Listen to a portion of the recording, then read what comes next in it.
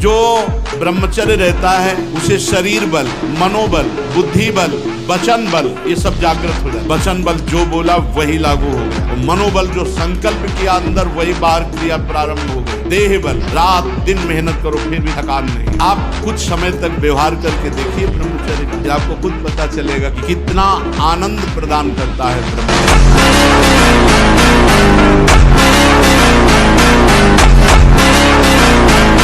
ब्रह्मचर्य नाम जप। ये दो परमार्थ की नींव समझ लो। गृहस्थी में हो तो भी संतान उत्पत्ति के लिए शास्त्र आदेश करता है क्या शेष समय ब्रह्मचर्य रहो, तो आपकी स्मृति, आपका बल, आपकी चेतना जागृत रहेगी।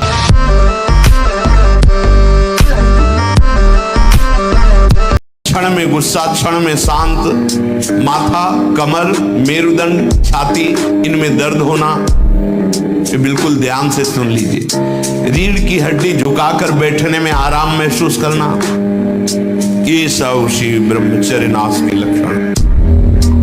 तुम्हें ऐसा मजबूत तैयार होना है कि किसी की प्रशंसा और किसी की निंदा तुम्हारे कदम न रोक पावे, असफलता भी तुम्हारे कदम न रोक पावे।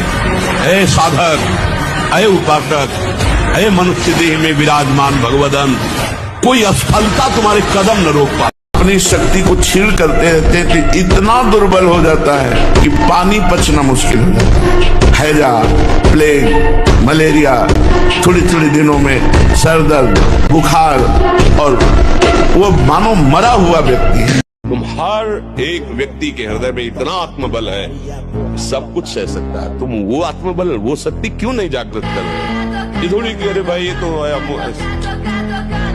यही भूल है कि ये कर सकते, हम नहीं कर। क्यों नहीं हम कर सकते? बड़ी से बड़ी स्थिति जितनी भी बनी, चाहे भागवतिक बनी चाहे लौकिक बनी, हमारे लिए बनी, हम तैयार नहीं करते उसको, हम स्वीकृति नहीं करते। इसीलिए हर देश का नागरिक हर पद पे भारत के बैठ सकता है, ऐसे भगवान का बच्चा हर ऊंचाई पर चढ़ सकता है। सियाजी से हनुमान जी कह रहे हैं कि महाप्रभु ने आदेश नहीं किया, नहीं तो राम बल से कहता हूँ इस दस्कंदर को थप्पड़ मारकर इसको गिरा के इसकी स्त्रियों को बंदी बना के और आपको साथ लेके अभी रघुनाथ जी के चरणों में चला जाता, पर प्रभु ने आदेश नहीं किया। लेकिन राम प्रताप भगवान का प्रसाद समझ करके पैर रख दिया, रावण की सभा में कोई हिलाने वाला नहीं। अभ्यास, प्रमाद स्थिति नहीं, भोगों में मनोरंजन नहीं, अभ्यास, अभ्यास विजय दिलाएगा। अभ्यास में बाधा देने वाले से राग रहित हो और अभ्यास में दृढ़ हो जाओ। क्या नहीं प्राप्त, क्या नहीं। हमारी अभ्यास की इतनी प्रवीणता बन जाए, जिस लक्ष्य पे हम लगे उसको हम पार करें, उस पर पहुंचे, निराश होने की जरूरत नहीं।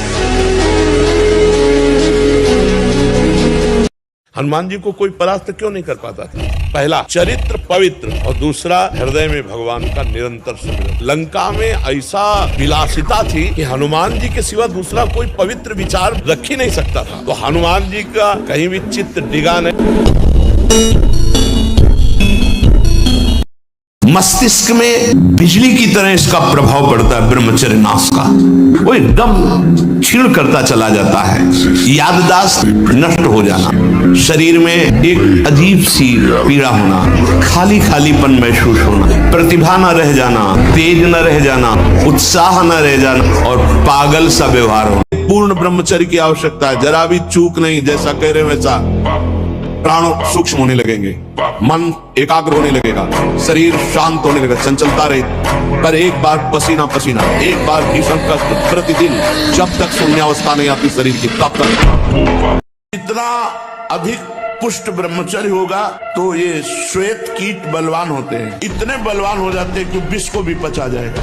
इतनी क्षमता ब्रह्मचर्य में है, विष को पचा डाले। भोजन की क्या बात, एक ही बार तो मरना है यार, तो दिक्कत का है कि जो कष्ट आएगा उसे भोगेंगे। राधा राधा राधा, बहादुर बनो, एकदम कमजोर मत बनो, मेरी बात मान लो। खान पान से भी ज्यादा संयम जरूरी होता है। ब्रह्मचर्य में आत्मबल प्रकट होता है। जैसे बड़े मोटे शरीर हैं और ब्रह्मचर्य ठीक नहीं है, मांस चर्बी तो दिखाई देगी लेकिन अंदर बल उत्साह की कमी होती है। जो ब्रह्मचारी है उसमें एक तेज होता है, एक उसमें बल होता है।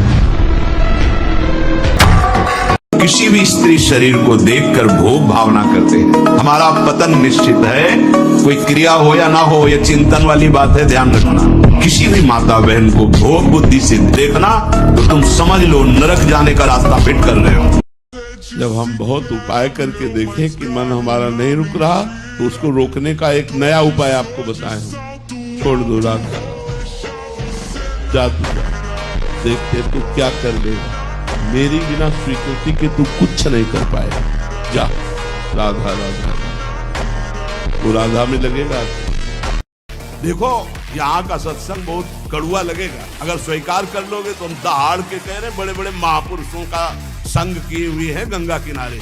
बचपन से शेरों का संग किए, गीदड़ों का नहीं हुआ है, ध्यान रखना। तो उसी के बल से हम तुम्हें दहाड़ करके बात कहते हैं। जितना ब्रह्मचर्य क्षीण होता जाएगा उतनी आपको अधिक सर्दी लगेगी, अधिक गर्मी लगेगी, चिड़चिड़ा स्वभाव हो जाएगा, कुछ कार्य करने का मन नहीं, पड़े रहने का मन रहेगा। आपके अंग प्रत्यंग ये प्रमादी हो जाएंगे, इंद्रियां प्रमादी हो जाएंगी। विश्व की किसी की ताकत नहीं, विश्व में किसी की ताकत नहीं भगवान के दास को झुका सके। परमानंद भगवान के चरणों का आनंद लेने वाले इन मनबुद्ध के द्वारों की तरफ झांकते भी नहीं है, वमन के समान त्याग देते हैं। आप क्या समझते हो? उल्टी के समान त्याग देते हैं। इसके लिए क्या है? चमड़ी का केवल ऊपर से लगा हुआ, नहीं तो है क्या?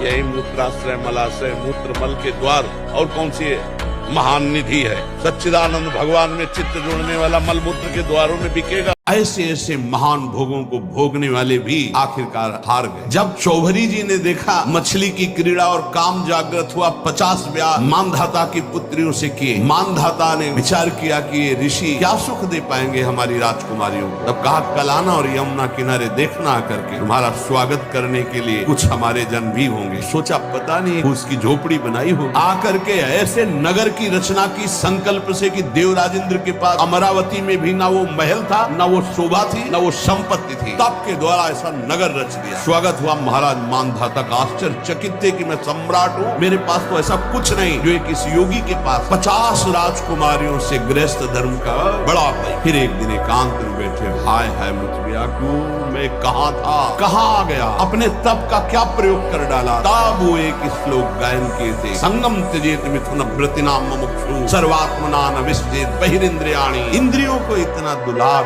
मत करो, नहीं तो नष्ट कर देंगे। नहीं, हमें बहुत अच्छा लगा, क्योंकि इसके विषय में ना तो कोई जागरूक हो रहा है कि बच्चों को बचा पाए।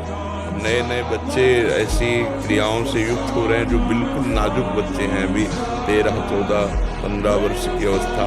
ये बिल्कुल नाश करने वाला है, जो हस्त क्रिया है ये नाश करने वाला है।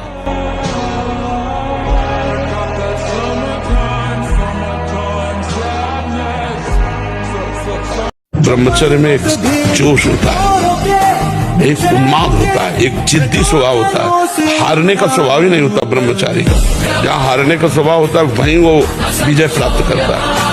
हमारे यहाँ धर्म और पवित्रता के लिए प्राण न्यौछावर कर दिए गए।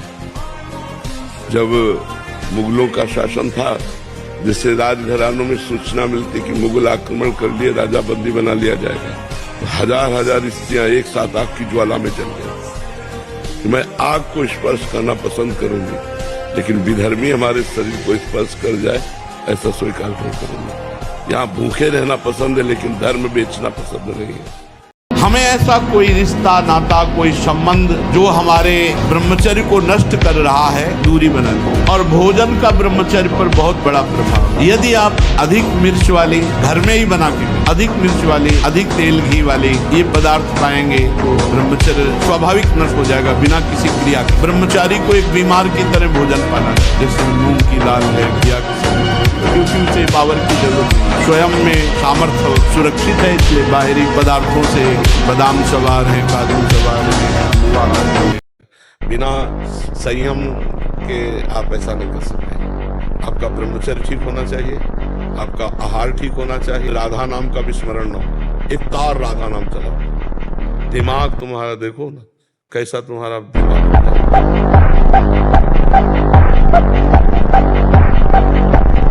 दही के मंथन से वो घृत निकाल ले, वैसे ही मनोवाह नाड़ी काम करती है। वो पूरे शरीर की नस नाड़ियों से आपके जो वीर शक्ति उसको एकत्रित कर लेती है, चाहे शरीरधारी कोई भी स्त्री हो पुरुष कोई। आज से हम नियम लेते हैं कि जितना बन सकेगा हम दूसरों को सुख देंगे। अगर कोई हमें कष्ट देगा तो जहां तक भगवान सामर्थ्य दिए मैं सहूंगा। अगर भगवत धर्म के विरुद्ध होगा तो फिर भगवान जैसा आदेश करेंगे वैसा करूंगा। अगर वहां आवश्यकता पड़ी तो अपने प्राण समर्पित कर दूंगा, धर्म की रक्षा करूंगा। हमारे स्वभाव में हारना नहीं है, बचपन से हारना स्वभाव हमारा, डरना और हारना ये दो हमारे स्वभाव में, चाहे अभी काट डाले जाए पर मतलब स्वभाव में नहीं। जैसे हमको कभी मन डरवाया ना, अब बच्चे थे गंगा किनारे कि यार यहाँ भूत है, यहाँ है, वहीं खड़े हो जाते, वहीं रात रुकते, कहाँ भूत है, कौन हमें डर, कहीं कोई डर नहीं, कोई डर नहीं, केवल एक भ्रम।